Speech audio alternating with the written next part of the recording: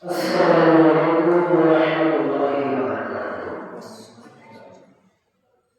সবাই বসে সালাম জবাব দিই। আসসালামু আলাইকুম ওয়া রাহমাতুল্লাহি ওয়া বারাকাতুহু। ইন্নাল হামদালিল্লাহ নাহমাদুহু ওয়া নাস্তাঈনুহু ওয়া নাস্তাগফিruhu ওয়া nu'minu bihi wa natawakkalu alayhi wa na'udzu billahi min shururi anfusina wa min sayyiati a'malina.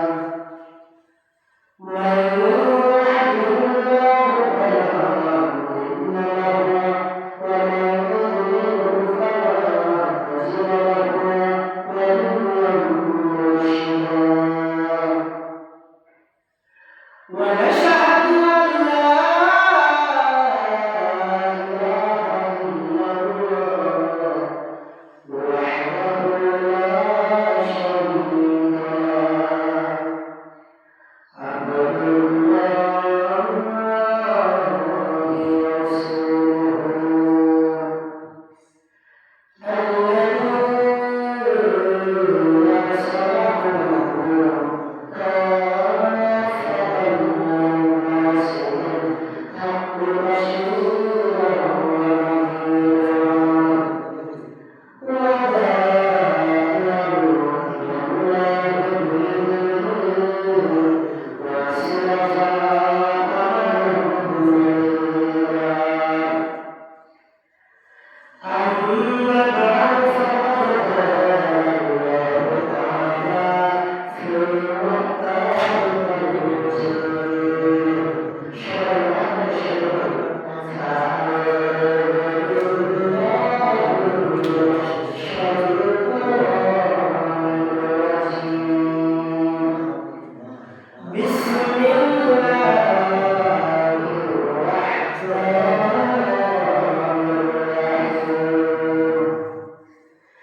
يا أيها الذين آمنوا كتب عليكم الصيام كما كتب على الذين من قبلكم لعلكم تتقون.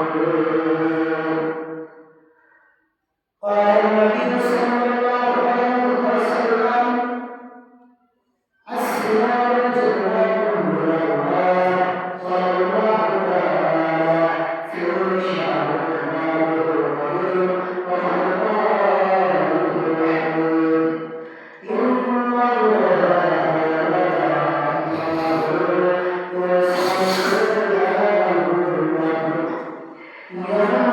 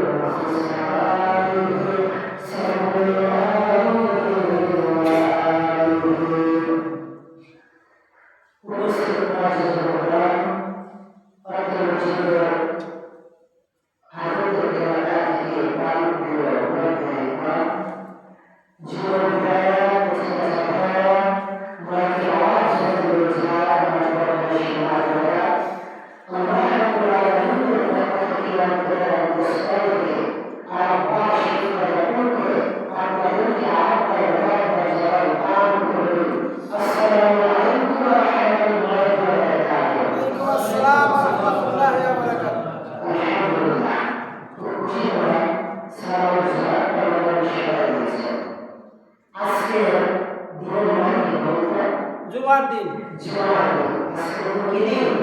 দিন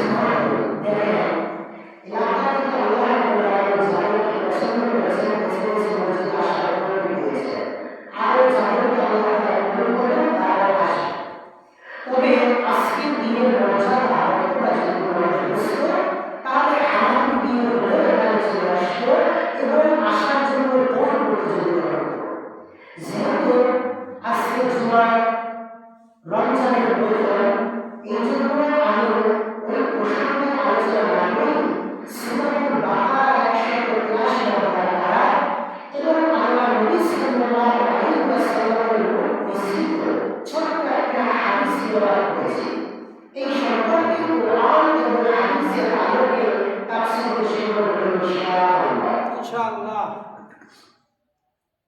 আল্লাহ রাব্বুল আলামিন আমাদেরকে আজকে যে জুমার দিন দিয়েছে, গত জুমার দিন যে ছিল আর আজকের জুমার দিন কি একটা কেন একটা বলেন তো? কারণ হচ্ছে ওই জুমাটা রমজান মাস কি ছিল, কি ছিল না? রমজান মাস ছিল। এই জুমাটার মধ্যে রমজান মাস এসেছে, এই জন্য আল্লাহ রাব্বুল আলামিন এই জুমাটা আগের তুলনায় জুমার চাইতেও অধিক মর্যাদা প্রদান করেছেন। কারণ সবাই বলি আলহামদুলিল্লাহ। আলহামদুলিল্লাহ। আল্লাহ রাব্বুল আলামিন সূরাতুল বাকারা 183 নম্বর আয়াতে বলেছে, আমাদের কাছে যায় ইয়া আইয়ুহাল্লাযীনা আমানু কুতিবা আলাইকুমুস সিয়াম, হে ঈমানদারগণ, হে বিশ্বাসীগণ, কুতিবা আলাইকুমুস সিয়াম, তোমাদের জন্য রোজাকে ফরজ করা হয়েছে। কামা কুতিবা আলাল্লাযীনা, তোমাদের পূর্বে যারা ছিল তাদেরকেও আমি রোজা দিয়েছিলাম। মিন ক্বাবলিকুম লাআল্লাকুম তাত্তাকুন, যাতে তোমরা খোদাভীতি, ভয়ভীতি, আল্লাহকে চিনতে পারো। আলহামদুলিল্লাহ। তাহলে এই আয়াতে বোঝা গেল যে রোজা শুধু আমাদের জন্য ছিল না, রোজা এর আগেও কি ছিল, তাই না? আরবি সিয়াম শব্দের মূল অর্থ হচ্ছে আল-ইমতিয়া। কি বলছি? সিয়ামের শব্দের মূল অর্থ হচ্ছে আল-ইমতিয়া অথবা ইমসাকি, যার অর্থ হচ্ছে থাকা। এটি প্রধানত দুই প্রকার। কয় প্রকার? দুই প্রকার। এক নম্বর হচ্ছে কর্ম থেকে বিরত থাকা, অর্থাৎ যেমন পানাহার, অন্যান্য জৈবিক চাহিদা, এটা থেকে দূরে থাকা। আরেকটা হচ্ছে কথা বলা থেকে বিরত থাকা। কি বলা থেকে? কথা বলা থেকে বিরত থাকা। এখন এখানে কথা বলা থেকে বিরত থাকা বলতে ওয়াহিদুল বাজি কথা বলা থেকে বিরত। আল্লাহ নবী সাইয়েদনা ঈসা আলাইহিস সালাতু ওয়াস সালাম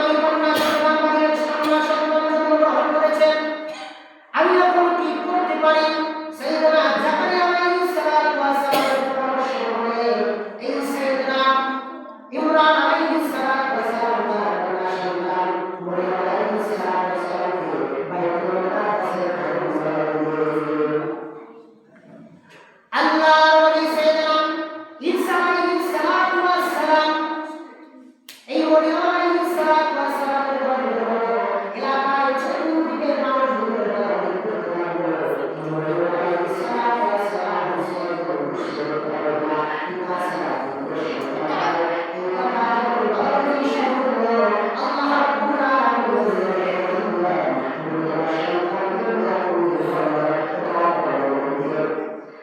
এই কথাটি আল্লাহ রাব্বুল আলামিন সূরাতুল মারইয়ামের 26 নম্বর আয়াতে বলেছেন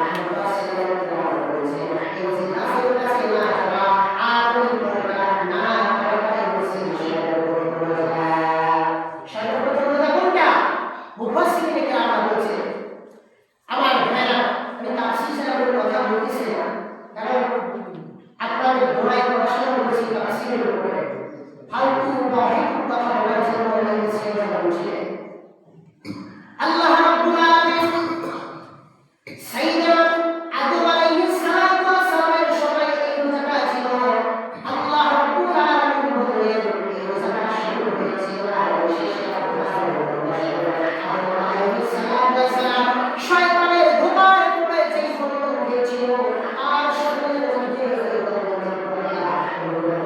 নির্দাসটা শরীরের মধ্যে 3 দিন পর্যন্ত ছিল। কয় দিন? 30 দিন।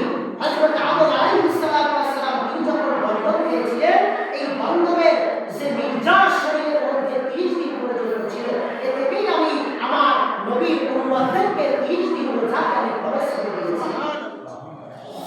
আমার ভাইরা রোজা কাপড় কিভাবে করবেন এই সম্পর্কে মুফাসসিরিনে কেরামরা বলেন 3 দিন পর্যন্ত সাইয়েদনা আদম আলাইহিস সালাম আল্লাহর কাছে দোয়া করেছিলেন আর আল্লাহ রাব্বুল আলামিন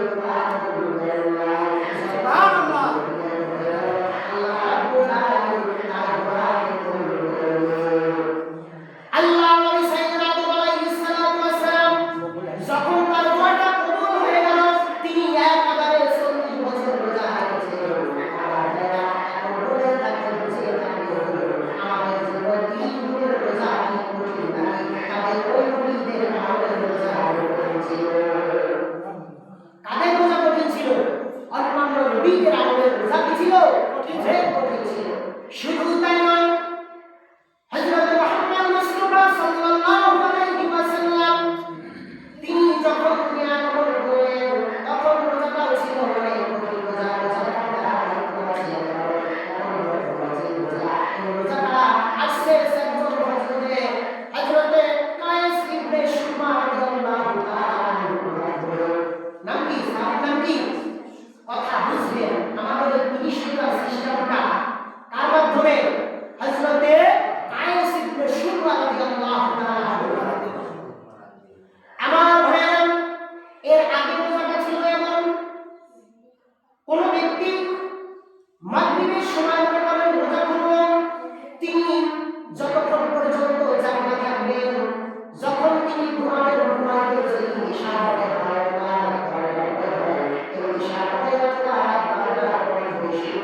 আমার ওই মাগরিবের আগ পর্যন্ত কোনো কিছু কি করতে পারবে না, খাইতে পারবে না। এই রোজাটা সবচাইতে বেশি রেখেছেন জনাবে মুহাম্মদ রাসূলুল্লাহ সাল্লাল্লাহু আলাইহি ওয়াসাল্লাম। একদিন গরীব অসহায় সাহাবী কায়েস ইবনে শুরমা রাদিয়াল্লাহু আনহু তিনি তাদের উদ্দেশ্যে বললেন সাহাবী পরিশ্রম করেছেন সমাজ সহযোগী করেছেন। তার স্ত্রীকে বললেন হে আমার প্রাণ প্রিয় স্ত্রী ঘরের ভিতরে কি কোনো খাবার আছে? তার স্ত্রী বলেছে ঘরের ভিতরে কোনো খাবার তবে আমি দেখি পাশে কোনো ঘরের ভিতরে খাবার পাওয়া যায় না এই কথা পাশে কোনো ঘরে খাবার পাওয়া যায় কিনা। কায়েস ইবনে শুরমা রাদিয়াল্লাহু তাআলা আনহু তিনি অপেক্ষা করতে করতে সারা দিন পরিশ্রম করেছেন। এই সময় তার এমন একটা শরীরের ক্লান্তি চলে আসলো আর একেবারে রোজাতে আল্লাহ ছিলেন না। তার স্ত্রী বললেন আজকে যদি খাবার থাকতো আমার শরীরে কোনো খাবার যদি দিতাম আমাকে কি করে এই রোজা আফসোস করলেন।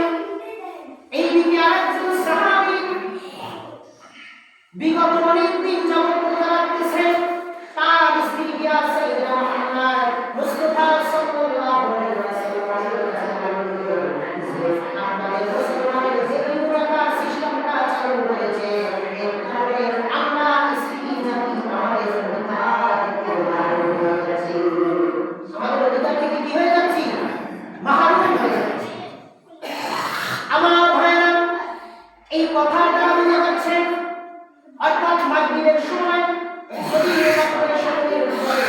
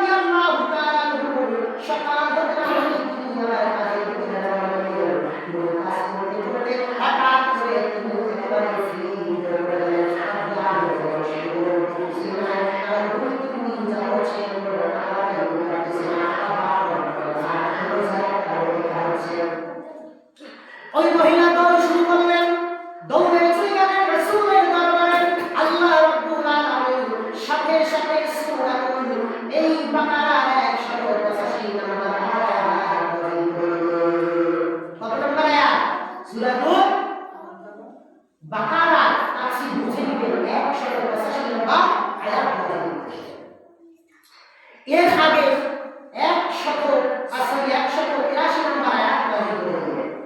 184 নম্বর আয়াতে ব্যাখ্যাটা পরে আসে নাই, আগে আসছে। তাফসীর বুঝে নেবেন। দেখেন সর্বপ্রথম সূরা নাযিল হয়েছে কি? ইকরা, নাকি সূরা আলাক, ইকরা, নাকি কিন্তু প্রশ্নটি আলাক কবি প্রথমে আছে, প্রথমে সূরা বাকারা। এটা সময়ের প্রেক্ষিতে সুন্দর সুন্দর করে মুহাম্মদ সাল্লাল্লাহু আলাইহি ওয়াসাল্লাম সূরা সাজিয়েছে। 183 নম্বর আয়াতে আল্লাহ রাব্বুল আলামিন বলছে যে তোমাদের জন্য রোজা ফরজ করা হয়েছে, তোমরা যদি সফরে থাকো অথবা তোমরা যদি কোথাও কোনো কাজে ব্যস্ত থাকো, কোথাও যাও বা অসুস্থ থাকো, তাহলে এই রোজাটা পরবর্তী সময় তোমরা আদায় করবে। আর যারা টাকা পয়সা অর্থ বিত্তশালী যারা আছে, তারা যদি চায় এই রোজাটা, তাহলে তারা পরবর্তীতে কি করতে পারবে? কোনো ফিদিয়া বা কোনো কিছু দান করলে তাহলে তার রোজাটা ভালো হয়ে যাবে। এখানে হয়তো অনেক মুরব্বী বা আলেম সমাজরা থাকতে পারে, তারা মেনে নেবেন যে আমার কথাগুলো কোথাও ভুল বলেছে।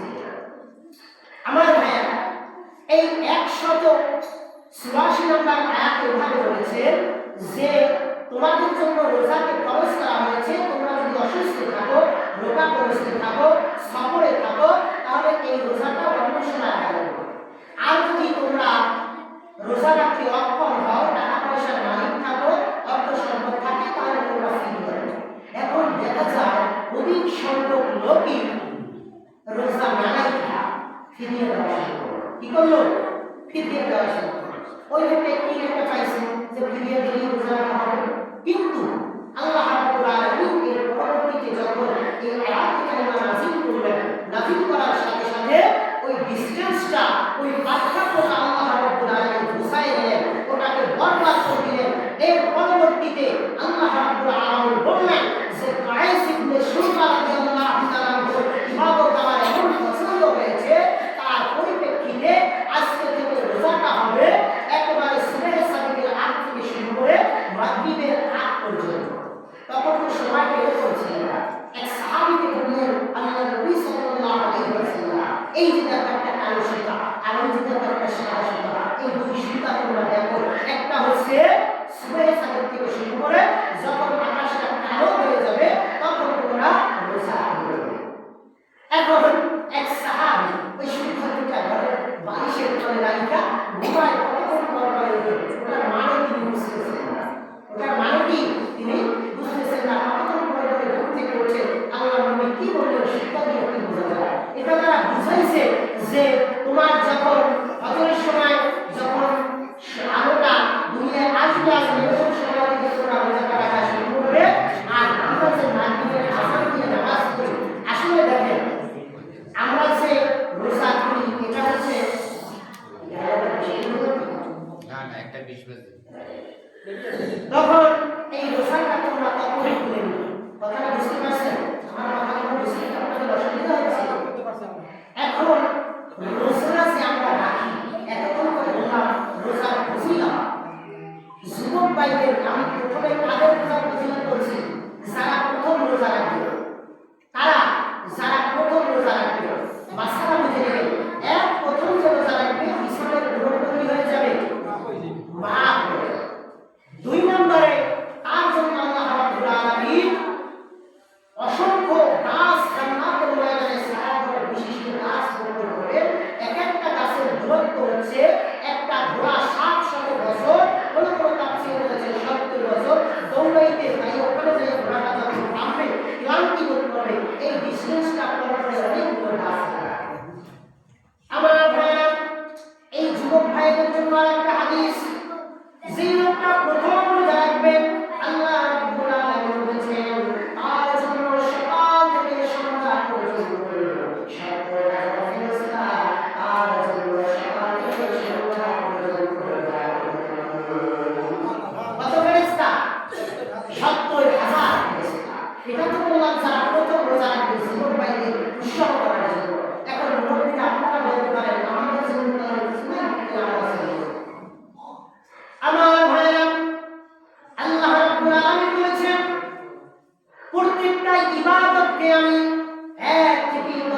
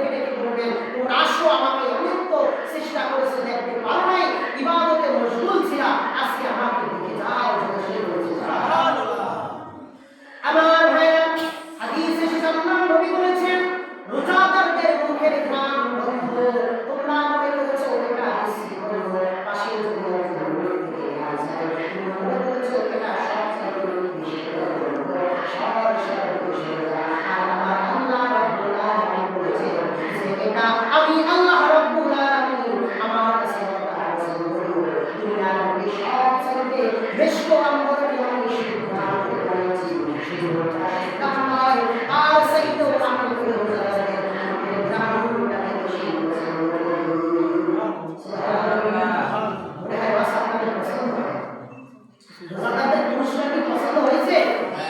আল্লাহ রাব্বুল আলামিন বলেন আমি রোজাদারদের জন্য জান্নাতের মধ্যে যেটা 7টা জান্নাত এই একটা জান্নাতের মধ্যে একটা জান্নাতের নাম হচ্ছে জান্নাতের মধ্যে আল্লাহ রাব্বুল আলামিন 7টা দরজা আর 7টা রুম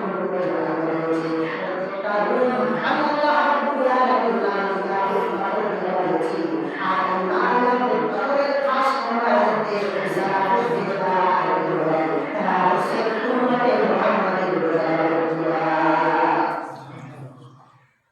আমার ভাইরা আল্লাহ রাব্বুল আলামিন করে দিলেন আমি তাদের জন্য এখানে প্রার্থনা নাই বরং ওই রোজাদার যদি কোথাও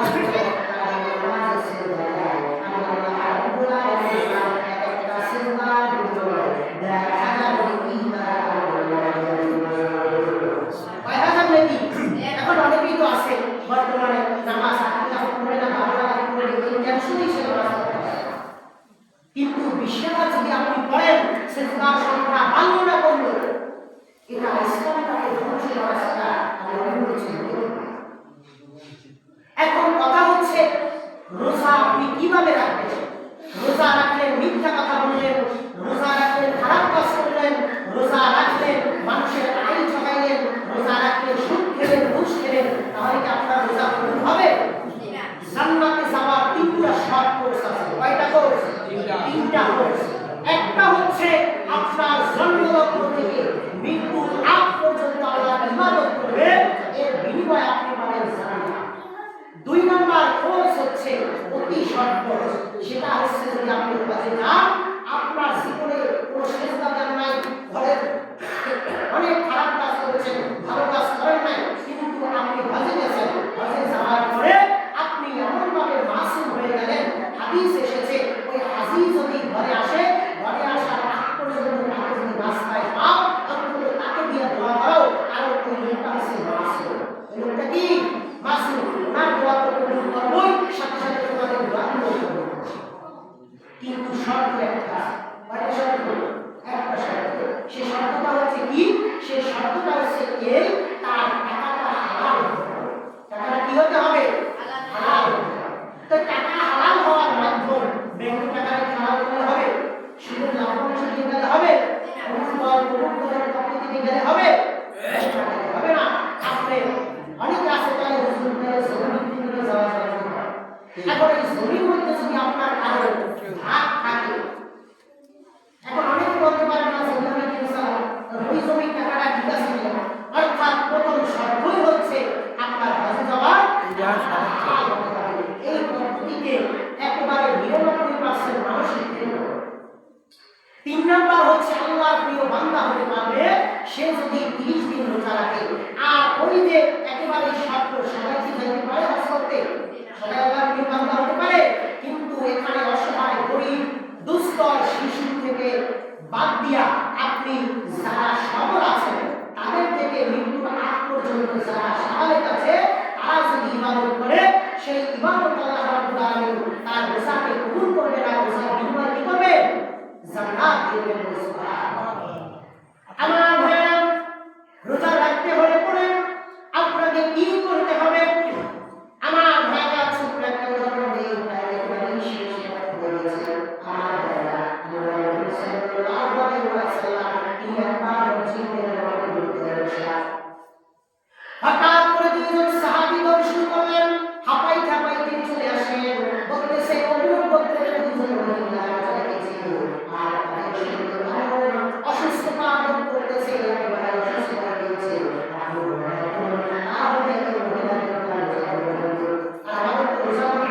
কেউ অর্ডার লাগে না বরং আমরা যদি চাই দোকানে যাই রোজা অর্ডার করে যাই কি ঠিক না আর তখনকার দুইজন মহিলা অসুস্থ আমাদের মাসালা অসুস্থ হলে রোজা লাগে নাকি এই হাদিসটা বুঝবেন এই দুইজন মহিলা একেবারে জিব্রা বের হয়ে যাওয়ার উপরে দুইজন সাহাবী দর্শন করে রাসূলের কাছে